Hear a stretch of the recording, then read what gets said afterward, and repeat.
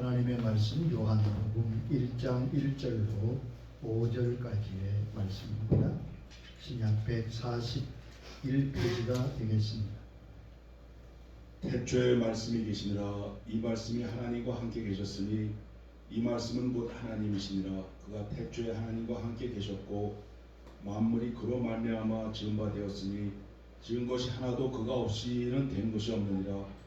그 안에 생명이 있었으니 이 생명은 사람들의 빛이라. 빛이 어둠에 비추어 이 어둠이 깨닫지 못하더라. 아멘. 12월 둘째 주는 전 세계 교회가 함께 지키는 세계 성서 주일입니다. 성경은 우리 모든 사람이 즐겨 읽는 하나님의 말씀입니다. 우리 한국교회는 선교 초기부터 성경을 사랑하고 연구하는 데 열심 있는 교회였습니다. 공식적으로 복음이 전해지기 전에 이미 우리말로 성경이 번역되어진 나라가 우리나라입니다. 참 복된 나라지. 1882년 중국 봉천에 있던 로스 선교사님이 서상윤의 도움을 받아 누가복음과 요한복음을 번역합니다. 이 서상윤이라는 분은 어떤 분이냐면 의주태생인데 중국으로 왕래하며 장사하는 분이었습니다. 그러다가 중국에서 그만 장질부사를 걸려서 사경을 헤매게 될 때 마침 선교사로 와 있던 맥킨타이어 선교사님과 로스 선교사의 도움으로 병을 치유하게 됩니다. 그리고 그분의 전도로 예수를 믿고 최초로 성경을 번역하는 일에 참여하게 됩니다. 이분은 그 번역된 성경을 가지고 들어와서 황해도 솔레에 자기 집에서 예배를 드리면서 한국 최초의 교회가 세워지게 됐습니다. 재미난 일화는 그 당시에 외국 문물을 들어올 수가 없으니까 서상윤 씨가 이 지혜를 짰는데, 자, 그때는 다 성경을 이치를 한지에 썼잖아요. 이 한지를 번역된 성경을 다 뜯어서 새끼를 꼬아서 끈을 수입하는 것으로 속여서 국경을 통과하고 다시 그것을 펴서 성경을 반입하게 되었습니다. 또 1882년 한국 조선 정부가 신사유람단을 일본에 보내게 됩니다. 신문안을 견학하고 배우기 위해서 100명의 신사유람단을 보내는 가운데 그 중에 이수정이라는 분이 계셨습니다. 이분은 일본 여관에서 그 벽에 걸려있는 족자를 유심히 보았는데 지금까지 보던 내용이 아닌 거예요. 논어도 아니고 맹자도 아니고. 다시 자세히 읽어보니 그 내용이 얼마나 심오한지 그는 거기에 큰 감명을 받습니다. 근데 그 족자의 내용이 산상보훈의 말씀이었습니다. 여관집 주인의 안내로 예수를 믿게 되었고, 또 그 당시에 일본에 와 있던 미국 성서공회 총무였던 루이스 목사님과 더불어 성경을 번역하는데 마가복음을 번역합니다. 그 동생분이 많이 말렸다고 그래요. 이거 위험합니다. 혹시 이것이 발각되면 그 당시는 천주교 박해가 심할 때 아닙니까? 그때 이수정 씨가 이런 유명한 말을 남겼습니다. 나는 전기나 기관, 기차보다 더 귀한 유용한 것을 우리 동포에게 주려고 합니다. 이것이 바로 내가 번역한 마가복음입니다. 1884년 언더우드와 아펜셀러가 부활절날 인천 제물포항에 처음 선교의 발을 디딜 때 그들의 손에는 이수정 씨가 번역한 이 마가복음이 들려 있었습니다. 이처럼 한국교회는 초기부터 성경을 열심히 공부하던 교회였습니다. 제가 어릴 때 기억이 나는 것은 그 당시는 월요일부터 토요일까지 교회에서 사경회를 했는데 많은 분들이, 우리 교회뿐 아니라 그 주위에 많은 교우들이 와서 한 주간 동안 묵으면서 말씀을 열심히 공부했던 그러한 기억이 납니다. 여러분 잘 모르시겠지만 서울에는 2번이나 세계 주일학교 대회가 있었습니다. 1930년대에 2번이나 세계 주일학교 대회가 열렸던 것을 우리는 그 기록을 통해 알 수 있습니다. 이것이 한국교회의 큰 힘이 되었습니다. 그러면 하나님의 말씀은 어떤 말씀입니까? 자, 우리가 하나님의 말씀을 사랑합니다. 근데 하나님의 말씀이 어떤 말씀임을 바로 아는 것이 무엇보다도 중요합니다. 여러분, 우리가 어떤 책을 대할 때 그 책의 내용이 무엇이고 무슨 책인지를 알고 대해야 되지 않겠어요? 하나님의 말씀인 이 성경은 과연 어떤 말씀입니까? 첫째는 하나님의 말씀은 창조의 말씀입니다. 하나님은 온 우주를 말씀으로 창조하셨습니다. 하나님이 말씀하셔서 이 온 우주가 이대로 이루어졌습니다. 그러므로 오늘도 하나님의 말씀에는 창조의 역사가 있는 것입니다. 두 번째, 하나님의 말씀은 살아있는 말씀이에요. 히브리서 4장 12절 말씀에 분명히 말씀했지요. 하나님의 말씀은 살아있고 활력이 있어 좌우의 날쏘라던 검보다도 예리하며 하나님의 말씀은 살아있어 검보다도 예리하다.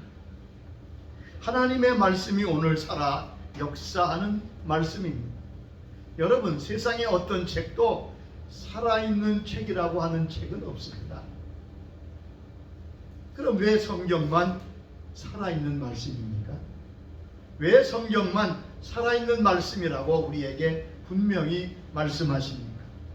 이 책은 분명히 오래전에 쓰여진 책인데 하나님의 말씀이 살아있는 것은 이것을 우리에게 말씀하신 그 하나님이 지금도 살아 역사하시기 때문입니다.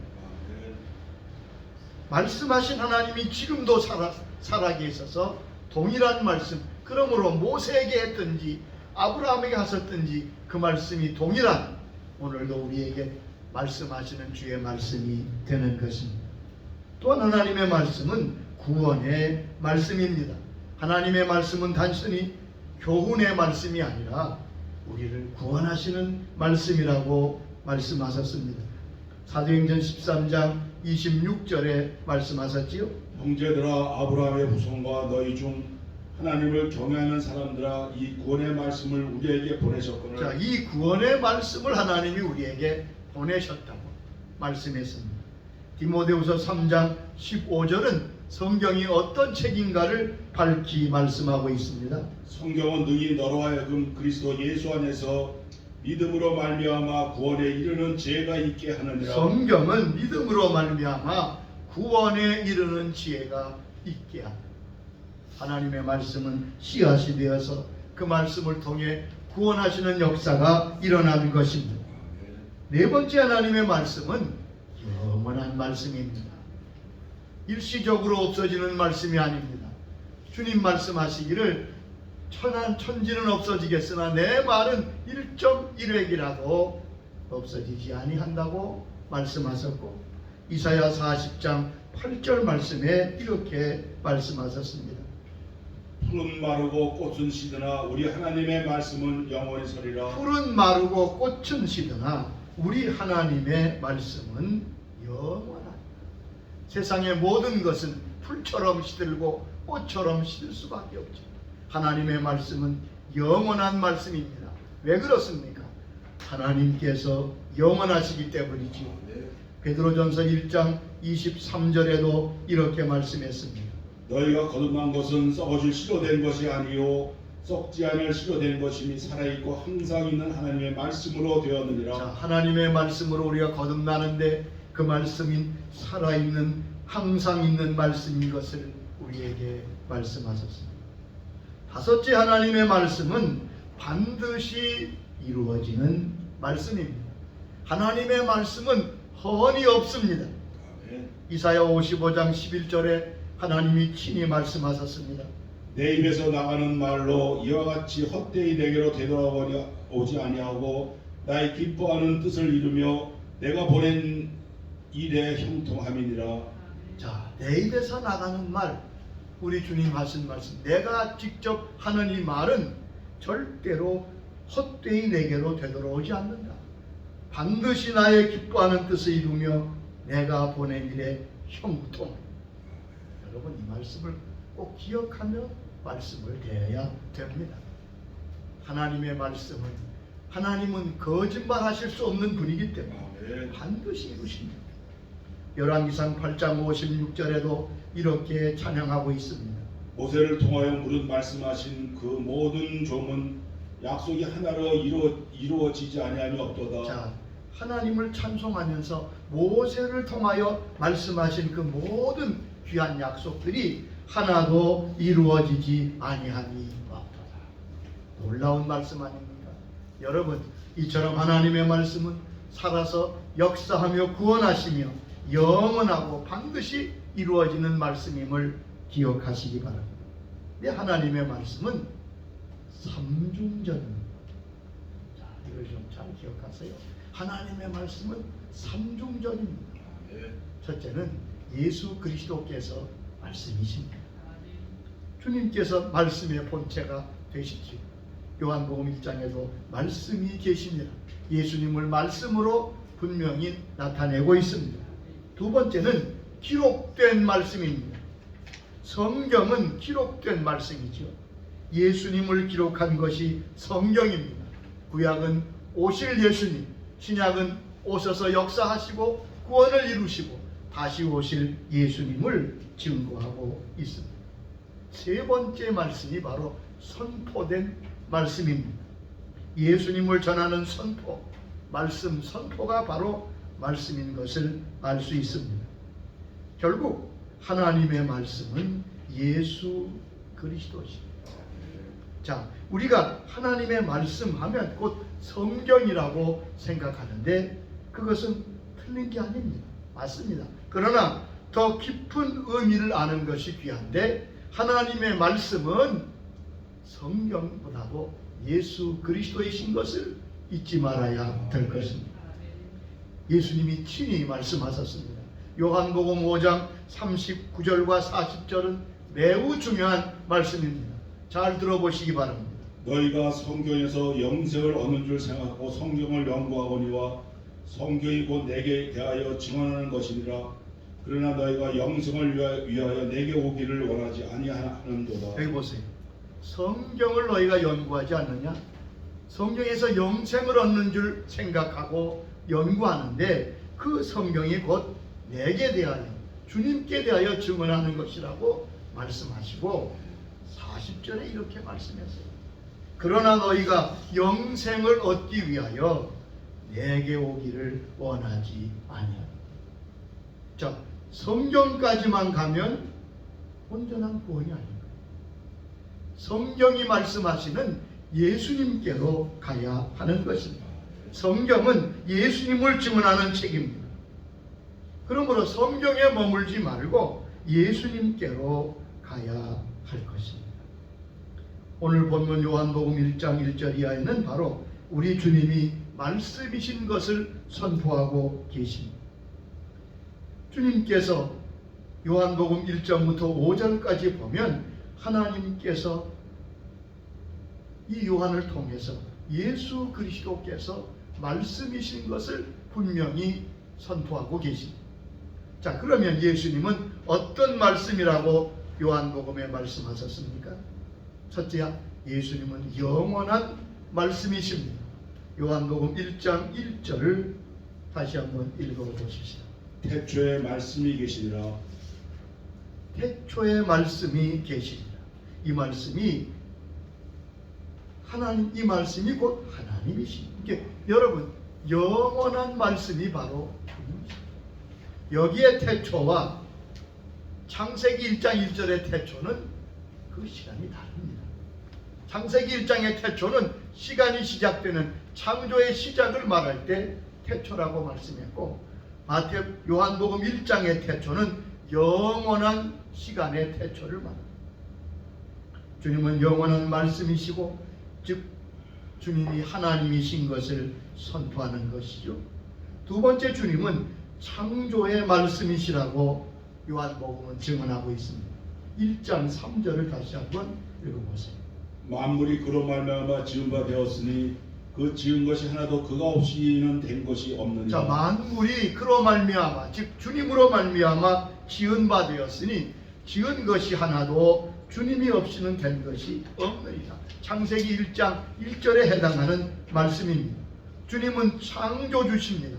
창조의 말씀이십니다. 아멘. 자, 이 창조의 주님이 이 땅에 오셔서 다시 창조의 역사를 하시는 것입니다. 어떤 창조 역사입니까? 재창조의 역사지. 타락하여 멸망할 죄인을 위해서 주님이 직접 새 창조의 역사, 구원의 역사를 이루시는 것입니다. 주님이 오신 그곳에 항상 새로운 역사의 창조는 일어나게 되는 겁니다. 그 예수 믿기 전과 예수 믿은 후에는 그래서 전혀 다른 겁니다.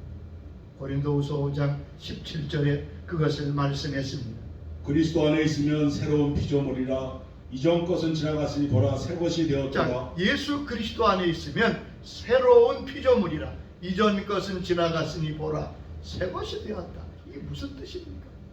우리를 새 것이라고 말합니다. 새로운 창조를 말씀하지. 여기에 새 것이란 말은 하나님께 속한 것을 의미합니다. 성경의 새 것은 항상 하나님께 속한 것. 그러니까 우리가 예수 그리스도로 새 피조물이 되었다는 말은 이제 너희가 그 영이 다시 회복되어 하나님의 것이 된 것을 의미하는 말씀입니다. 없는 것을 있게 만드시는 분이십니다. 그러므로 주님의 말씀이 선포되는 것에 항상 놀라운 역사가 일어나게 됨을 알 수 있습니다. 아멘. 또한 예수님은 생명의 말씀이시라고 4절에 말씀하셨습니다. 자, 1장 4절 다시 읽어보세요. 그 안에 생명이 있었으니 이 생명은 사람들의 빛이라. 자, 예수님은 생명의 말씀이다. 아멘. 자, 예수님은 생명의 말씀이기 때문에 예수님을 영접하면 이 생명을 받게 되는 겁니다. 여러분, 모든 존재 가치는 그 생명에 있습니다. 아무리 아름답고 아무리 대단한 것이라도 생명이 없으면 가치가 없지요. 아무리 귀한 것도 생명이 끊어지면 그때부터 썩기 시작합니다. 부패합니다. 그렇기 때문에 무엇보다 중요한 건 생명인데 우리 주님이 생명의 말씀이시고 그 생명이 빛으로 나타난다고 5절에 말씀했습니다. 빛이 어둠에 비침에 어둠이 그를 깨닫지 못한다. 생명의 빛으로 우리에게 오시는 거죠. 이 말씀의 빛이 우리의 삶을 능력 있게 합니다. 이 말씀의 빛이 비출 때 우리는 소망을 가지게 되는 거죠. 아멘. 시편 119장 49절 말씀을 들어보세요. 주의 종에게 하신 말씀을 기억하소서. 주께서 나로 소망이 있게 하셨나이다. 이 말씀이 나의 곤란 중에 위로라.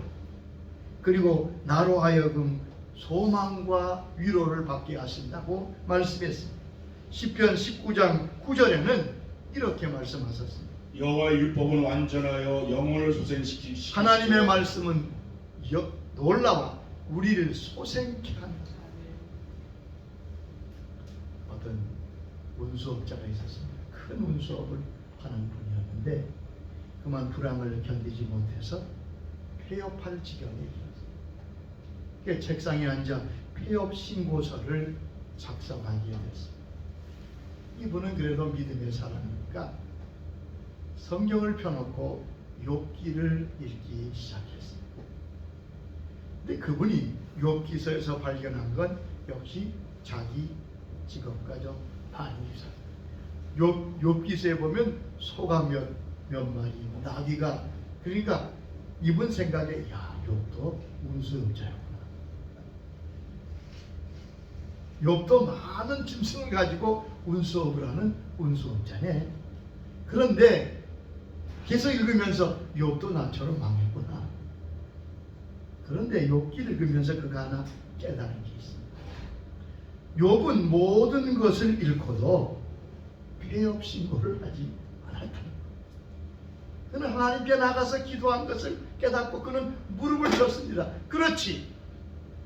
같은 운수업자인 욥도 나처럼 폐업하게 됐는데, 망하게 됐는데 폐업 신고를 하지 아니하고 그는 하나님께 나갑니다. 그리고 용기를 내서 기도합니다. 주님, 욥에게 기회를 주시고 회복해 하신 것처럼 저에게도 회복의 은혜를 주시옵소서.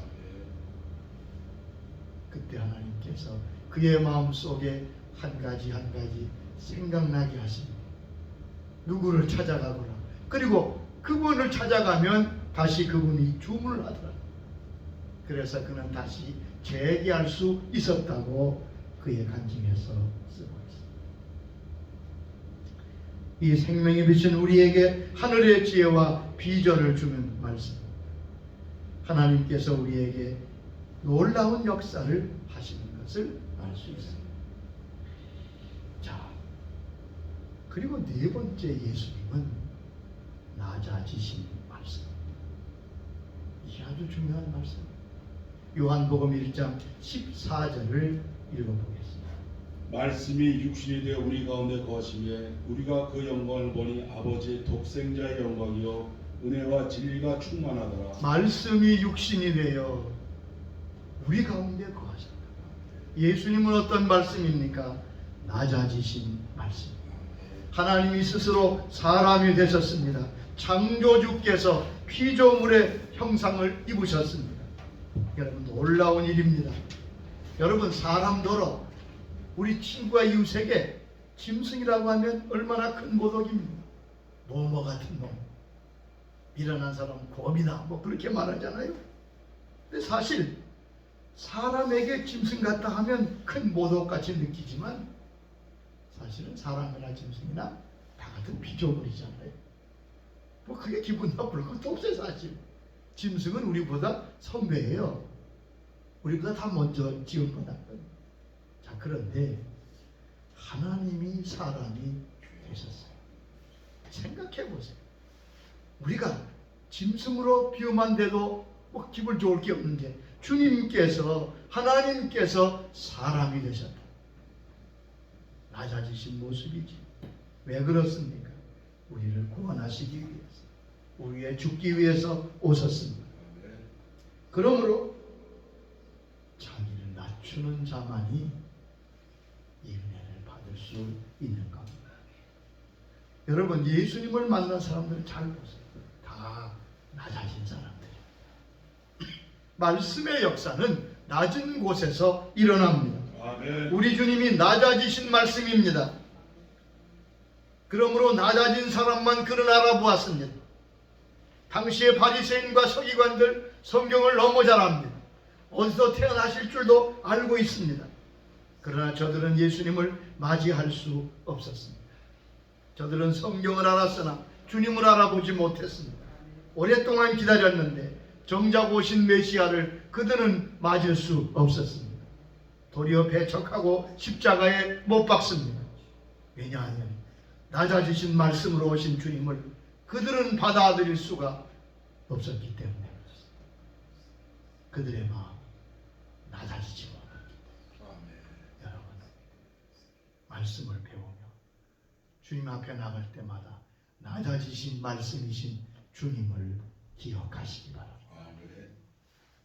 오늘날 교회는 나와도 직분은 받아도 예수를 모르는 사람이, 예수를 만난 적이 없는 사람이 많은 것이 현실입니다. 어느 교회 곡동회를 열고 장로님을 선택했어요. 공동에서 장로로 피택된 분이 밤에 목사님을 찾아왔어요. 그리고 말합니다. 목사님, 저는 절대로 장로를 임직할 수 없습니다. 집사님 무슨 말씀이에요? 공동에서 다 이렇게 선출해? 아닙니다. 저는 양심상 도저히 장로의 직분을 맡을 수 없습니다. 그리고 자기 얘기를 하는 거예요. 목사님, 저는 학생 때 공부를 잘했습니다. 그래서 좋은 인류대학에 들어가게 됐고 회계사 시험을 쳐서 회계사가 된 거예요. 여러분, 회계사가 그 쉽지 않은 거 아닙니까? 자, 그리고 이분은 참 마음이 착하신 분이에요. 이 정도 내가 책임감 있는 이제 자리에 왔는데 적어도 나도 선한 사람으로 살기 위해서 종교 하나는 가져야 될 거 아닌가 싶어서 집 근처에 있는 교회에 나가게 된 거예요. 마침 그 교회는 개척한 지 얼마 안 된 교회였습니다. 그 교회 나가니까 모든 사람이 환영합니다. 아니 회계사가 교회에 등록해 얼마나 좋았겠어요. 이분이 한 2, 3년 다녀서 집사가 임명이 됩니다. 그때도 사양했지만 그대로 임명됩니다. 그리고 그 교회에서 여러분 생각해 보세요. 이분의 전공이 회계사니까 자연히 재정부에 들어가서 재정부 일을 보기 시작합니다. 그리고 몇 년 지나서 교회 회계가 됩니다. 교회가 그렇듯이 개척교회가 재정적으로 어려울 때가 많잖아요. 그러면 이분이 모든 그 재정을 책임집니다. 하나님 앞에 귀한 헌금을 많이 드립니다. 근데 그분이 그러는 게 집사님, 목사님, 제가 하나님을 사랑하고 그래서 드린 게 아니라 좋은 데 쓴다 생각하고 그래서 헌금했다는 거예요. 그런데 이제 안수집사가 되고 지나서 장로가, 나는 도저히 양심상 장로는 될 수 없습니다. 그분 말하면 나는 주님을 만난 적이 없기 때문입니다. 여러분, 신앙은 길이로 재는 것이 아닙니다. 깊이로 재는 것입니다. 성경까지 나오면 안 됩니다. 주님께로 나가시기를 바랍니다. 누가 주님을 만날 수 있습니까? 주님처럼 낮아지는 사람입니다. 여러분, 하나님의 말씀을 읽을 때 말씀만 읽지 말고 성령님의 도우심을 꼭 요청하시기 바랍니다. 왜냐하면 이 성경의 저자가 성령님이시고 성령님이 우리를 주님께로 인도하시기 때문에 그렇습니다. 주님, 내 눈을 열어서 이 놀라운 은혜를 보게 하여 주시옵소서. 시편 119장 18절에 말씀했지 않습니까? 내 눈을 열어서 주의 율법에서 놀라운 것을 보게 하여 주옵소서. 성령님 조명해 주셔서 이 성경을 통해서 예수님께로 가게 하여 주시옵소서. 예수님의 말씀을 듣고 주의 음성을 듣게 하여 주시옵소서. 그래서 이 영원하신 말씀, 구원의 말씀이신 그리고 낮아지신 말씀을 꼭 만나는 귀한 은혜가 우리 모두에게 있기를 주의 이름으로 축원합니다. 아멘. 주님 감사합니다. 말씀으로 이 땅에 육신을 쓰고 오셔서 낮아지신 주님, 그 주님을 우리가 기다립니다. 이 성탄에 낮아지신 주님, 사람으로 오신 그 예수님, 두 팔 벌려 기다리시는 그 주님을 만나 뵙는 우리 한 사람 한 사람이 되게 하여 주옵소서. 성령님, 우리를 도와 주시옵소서. 예수님의 이름으로 기도드리옵나이다.